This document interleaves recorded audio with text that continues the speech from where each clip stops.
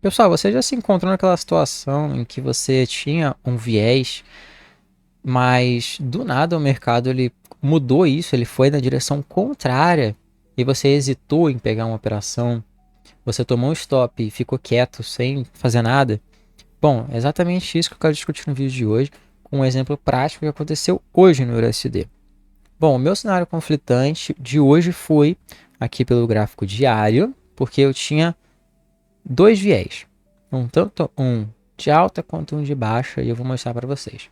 Mas bom, eu cometi de certa forma um erro em operar segunda-feira, que já é um dia que eu não recomendo, e também porque é o último candle diário do mensal.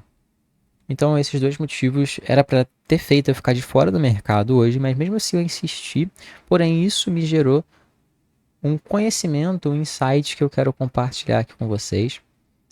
E isso pode te livrar de muito loss no futuro, assim como pode te ajudar a recuperar os seus loss, tá? Tendo um plano de trade flexível, tendo um bias, um viés flexível.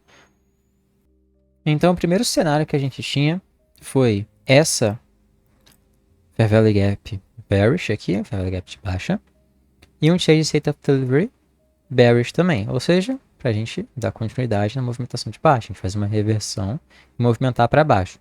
Só que o que mais que a gente tinha também aqui, que foi por isso que acabou me confundindo, tá, pessoal? A gente também tinha, percebam, Fair Value Gap de alta que estava sendo respeitada. E respeitada com candles fortes, beleza? Não só isso, como no semanal, olha o candle que a gente formou aqui dentro de uma Fair Value Gap. Ou seja, um candle que a gente pode marcar os 50% dele. Isso aqui vai servir como uma região para a gente comprar. Assim como a região daqui de cima vai servir para a gente vender. Então, ou seja, a gente tem um certo conflito para essa semana já no primeiro dia. Voltando para o diário, então. Agora o que a gente precisa? De um daily profile para me indicar qual das duas coisas vão acontecer. Se eu vou vender ou se eu vou comprar.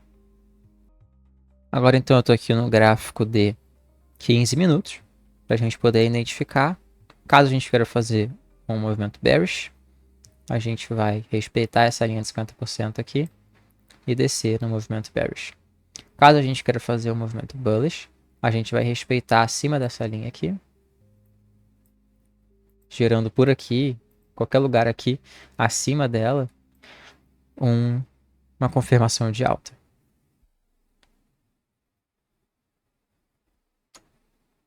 Dando mais um zoom, o que aconteceu aqui então no nosso Daily Profile?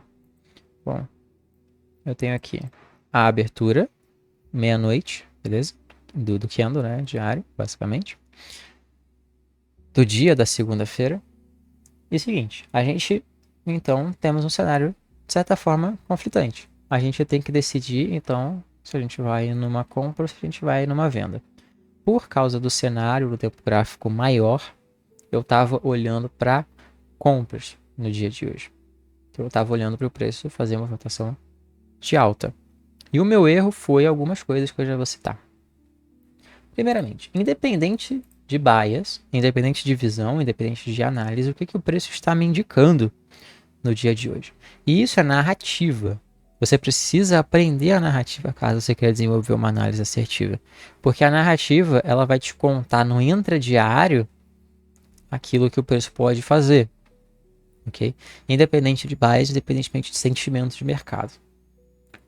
Então, ignora ser bullish ou ser bearish. O que o dia está me dizendo aqui? Bom, o dia ele abre meia-noite e a gente tem equal highs na região de 50%, onde a gente espera movimentos de baixa. E o que acontece? O preço ele faz um sweep aqui durante a Q-Zone de Londres, pessoal. Durante a Q-Zone de Londres. E ele faz um Change State of Delivery aqui e desce. O que a narrativa está me dizendo aqui? Bearish. A narrativa é bearish. Ela está me dizendo que o preço tem maior tendência a fazer o que? A movimentação de baixa, né, pessoal? Essa é a narrativa que o preço está me indicando. E o erro que eu cometi foi ficar enviesado na alta, ou seja, esperando altas, altas, altas. E por que eu estava enviesado na alta? Eu tinha visto toda essa movimentação de alta aqui. Eu imaginei, pô, o preço ele vai voltar em algum ponto aqui e vai dar continuidade. E o que me confirmou isso de certa forma, pessoal? Foi esse fundo aqui e essa Fair Value Gap aqui, que o preço poderia simplesmente voltar aqui e dar continuidade também na movimentação de alta. Entende? Pelo H4, que eu vi isso e isso me deixou enviesado na alta, sem possibilidade de enxergar vendas. Mas o Daily Profile estava me indicando vendas, caso eu seguisse a risca o Daily Profile. Então esse foi um dos meus principais erros. Eu não ouvi a narrativa, eu não ouvi aquilo que o mercado estava me indicando de fato. Fiquei prestando muito mais atenção naquilo que eu queria que acontecesse e não naquilo que o mercado estava me indicando que vai acontecer. Então aqui eu tenho Midnight Open. E o que aconteceu? O preço ele veio duas vezes aqui em cima e porrada. Voltou de novo e porrada. E capturou aqui a liquidez aqui em cima. Não tem por que ele voltar aqui. Isso aqui é um Protected High. É um topo protegido, né, gente? E ele fez a breaker e respeitou a breaker aqui para baixo. Então, por que eu iria comprar? Você se pergunta. Isso porque eu estou te explicando a narrativa agora. E porque você está vendo esse price action aqui. Se eu excluísse todo esse price action aqui, você ia talvez me entender melhor. O que eu vi foi esse fundo aqui. Lembrando, gente, quando você está lá na hora, é muito mais complicado do que depois que já aconteceu. Agora que já aconteceu todo esse price action aqui de venda, é mais fácil eu olhar e dizer o porquê que deveria ter acontecido tal coisa ou porquê que aconteceu tal outra coisa. Mas, na realidade, olha só. Eu tenho esses fundos aqui. Tá vendo? E esse fundo aqui, percebam que ele é maior do que o fundo anterior, é mais alto que o fundo anterior. E ele captura esse fundinho aqui anterior. Eu boto aqui no gráfico de 5 minutos, eu vejo que aqui um change state of delivery bem aqui, tá vendo? E bem bonito, por sinal. Mas, Couto, o change state of delivery não tinha que vir aqui abaixo? Então, foi isso que acabou até que me dando uma mais ênfase na alta. Por quê? Porque o fato desse fundo aqui ter sido mais alto e eu ter esse fundo aqui importante, né, que é o fundo lá dentro da Fair Value Gap na H4, é um fundo de um range. Se eu visse uma SMT aqui desses fundos, ia ser incrível. Ia estar me indicando uma alta boa, uma alta top. Só que você tem que lembrar que a SMT ela só funciona quando ela está alinhada com todas as outras coisas. Então, em vez de eu procurar a SMT para comprar, eu tenho que procurar a SMT para vender. Aí eu vou mostrar essa SMT para vocês. De onde que eu vi essa SMT então? Ó, percebam ali, ó. 10,18 com as 6,20. Lá no DXY. Tá, lá no DXY. Vamos procurar aqui das 18 aqui com as 6,20. Aqui é o contrário, né, no caso. Mas se eu fizer assim, ele acaba virando o EURUSD, basicamente. É muito parecido os dois pares, só que é só o contrário. Então aqui ele captura e lá ele não captura. Entende? Eu posso considerar até esse outro topo aqui atrás também uma SMT. Tá? Então, para mim não, na narrativa, no contexto, isso aqui é uma SMT aqui com o EURUSD. E isso me deu também muito ênfase numa alta. E aí o que acontece? O preço faz de TV bonito, de maneira forte, esse Fair Value Gap e tudo mais. Tudo do jeito que eu quero ver. Eu venho e eu posiciono uma operação comprada aqui, com o meu stop aqui embaixo, meu alvo aqui no 2 para 1. Incrível. Você parar para analisar por essa ótica, você vai perceber, olha só o quanto de liquidez que a gente tem aqui, Low Resistance Liquidity, Fair Value Gap aqui para fechar. A gente tem o próprio topo, né, o preço de fechamento aqui desse candle para poder buscar. Todos esses alvos, todo esse cenário, o preço fazendo o chase aqui, bem bonito. Dá realmente uma ênfase de compra, como vocês podem ver. E aí eu imaginei, então, na minha cabeça, que o Daily Profile não é um London High aqui. Que o Daily Profile, na realidade, é um New York Reversal, né? Porque a gente tem o Down Liquidity aqui. E lá, Fair Value Gap H4. E Londres falha em chegar lá na Fair Value Gap H4. Mas Nova York vem e chega na Fair Value Gap H4, né? bem antes de Nova York, já chega aqui e faz um Chase of Delivery. Então eu mudei o meu daily profile, minha narrativa de bearish para bullish por causa dessa operação. E aí deu loss a operação. Ela até andou um pouquinho a favor e depois deu stop. Ela desceu.